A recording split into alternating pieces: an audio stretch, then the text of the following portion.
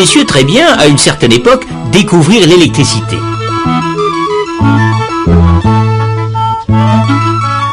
Ils avaient des rondelles de métal et d'étoffe trempées dans un acide qu'ils empilaient les unes sur les autres. Cela faisait une pile de rondelles, une pile électrique.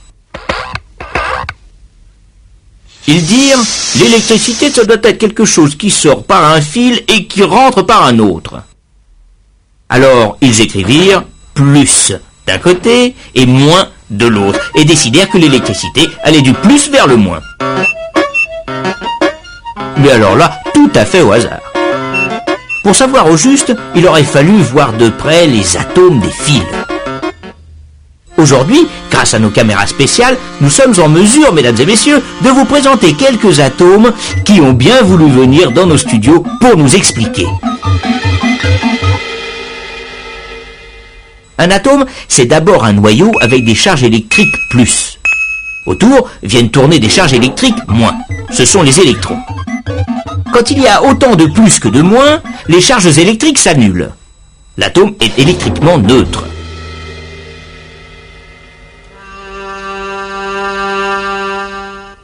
Mais les électrons sont de nature assez baladeuse.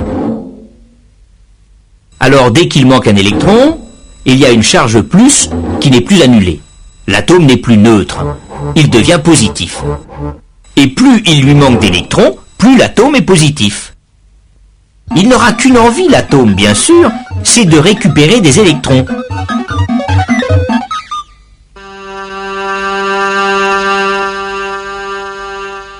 Ces électrons baladeurs, on les appelle des électrons libres. Seulement, des électrons qui se promènent au hasard, ce n'est pas cela qui fait de l'électricité utile. Mais supposons qu'on ait deux fils de cuivre avec entre les deux une sorte d'aspirateur à électrons. D'un côté, on aura beaucoup d'électrons libres, c'est le côté moins. De l'autre côté, il en manquera. Les atomes seront positifs, c'est le côté plus. Il y a entre les deux fils ce que l'on appelle une différence de potentiel, des volts. Pourquoi des volts? Ah oui, le monsieur qui a inventé la pile électrique s'appelait monsieur Volta. Et plus il manque d'électrons d'un côté, plus la différence de potentiel est grande.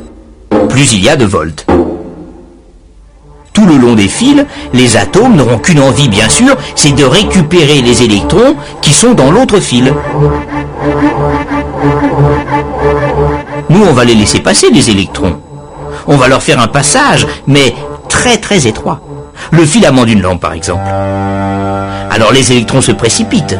Ça se presse, ça se bouscule, les atomes ne savent plus où donner de la tête, cela frotte, cela chauffe, cela fait de la lumière.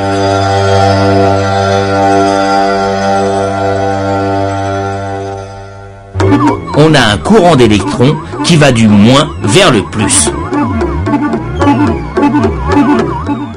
Eh oui, nos messieurs s'étaient un peu trompés de sens. Il faut dire qu'ils ne savaient pas encore ce que c'était que les électrons.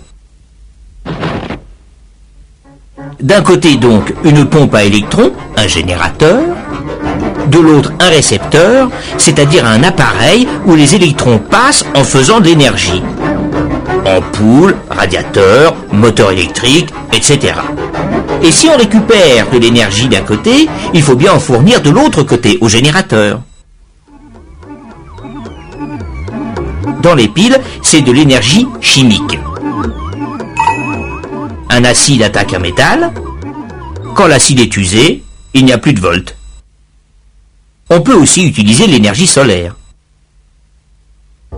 On peut aussi faire tourner un aimant devant une bobine. Là, il faut de l'énergie mécanique. C'est un peu comme cela, mais alors en plus compliqué, qui est fabriquer l'électricité qui arrive chez vous. Mais n'essayez pas de savoir où est le plus et où est le moins. C'est un courant qui change de sens tout le temps. Un courant alternatif. Mais ça, on en reparlera.